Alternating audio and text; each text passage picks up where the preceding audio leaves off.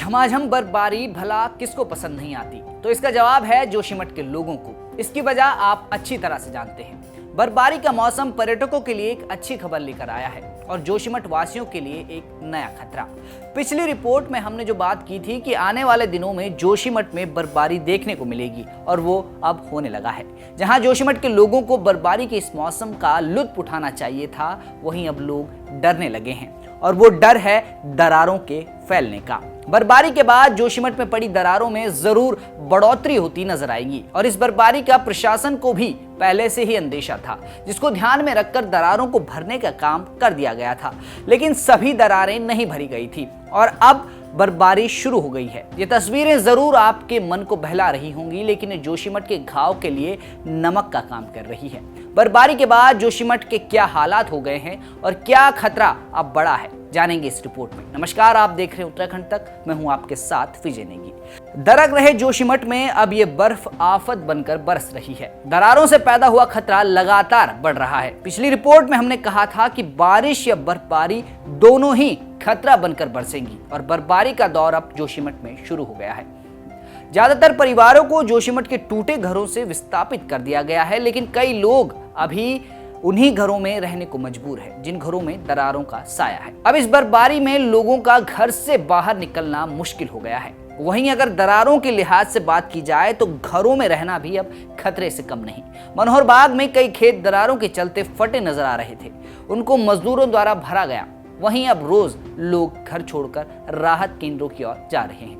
ऐसे में कई लोग घर का सामान खाली कर चुके हैं। घर का सामान आंगन में बिखरा पड़ा है और सामान के ऊपर बर्फ की परत जमी हुई है। अगर ये बर्फबारी किसी और वक्त होती तो शायद जोशीमठ के लोग इसका लुत्फ उठाते, लेकिन संकट की इस घड़ी में बर्फबारी आफत बनकर बरस रही है, जिस वजह से जोशीमठ में गतिविधियां धीमी हो गई हैं। जोशीमठ में जो जख्म लगा है उसको भरना इन दिनों टेढ़ी खीर साबित हो रहा है और लगातार बढ़ती दरारें रोज मुश्किलें खड़ी कर रही हैं। लोगों का सामान बिखरा पड़ा है और सामान के साथ साथ लोग भी बिखर चुके हैं।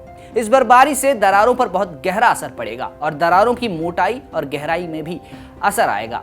हमारे सहयोगी से जानेंगे जोशीमठ के ताजा हालात। देखिए, जोशीमठ में बर्फबारी शुरू हो गई है। औली में बर्फबारी शुरू हो गई। हालांकि पर्यटकों के लिए ये एक अच्छी खबर है, क्योंकि औली में कोई नुकसान नहीं है और औली पर्यटक आ सकते हैं।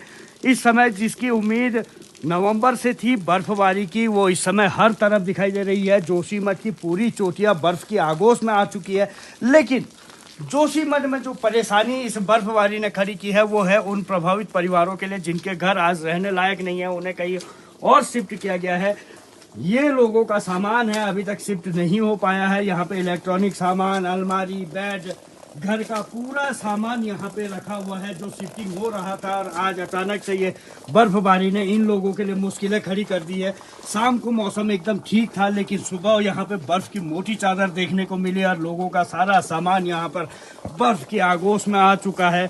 लोग परेशान हैं क्योंकि ये प्रभावित परिवार हैं। हालांकि पर्यटकों के लिए खुशखबरी है, लेकिन प्रभावित परिवारों के लिए एक पीड़ादायक बर्फबारी साबित हो रही है। सड़कों पर बहुत मात्रा में पानी बह रहा है इन दरार वाले घरों के लिए, जो कि एक चिंतनीय हो सकता है, क्योंकि पानी, इनकी दरारें जो पहले से पड़ी है उनमें और अधिक पानी जाएगा, बर्फ का पानी जाएगा और उससे और दरारें बढ़ सकती है। मकान टूट सकते हैं, कुछ भी हो सकता है, कुछ कह नहीं सकते हैं।